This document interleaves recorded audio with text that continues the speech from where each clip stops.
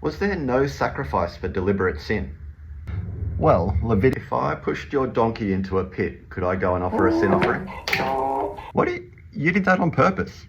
Hypothetically, if I stole one of your goats for a roast dinner, could I give God a sin offering and be forgiven? No, that sounds like intentional sin, or what the Bible calls high-handed sin. So the goat would have to accidentally fall into my oven. High-handed sin was like proudly or defiantly sinning, or shaking a fist in God's face. So no, there was no sacrifice for high-handed sin.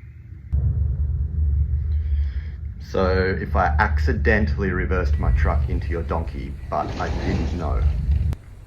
What's in your coffee? Chapter 4 begins by saying if someone sins unintentionally. The sin offering was for unintentional sin only. What about if I sinned intentionally, but then later I was sorry? Well, if you lived in ancient Israel, you might expect the death penalty or be banished from the camp. That sounds really serious. Sin is serious. There's no sacrifice I could give God? No, that's not how sacrifice worked. Think about King David. He used his power to take what he wanted. He took Bathsheba to his bed and then had her husband killed. That's pretty messed up. So David deserves death? Well, yeah, and you might expect a sin offering is what David does next. But no, he pleads with God, "Don't cast me away from your presence." That's what he's expecting. And then he says, "You don't want a sacrifice or I would give it. You are not pleased with a burnt offering."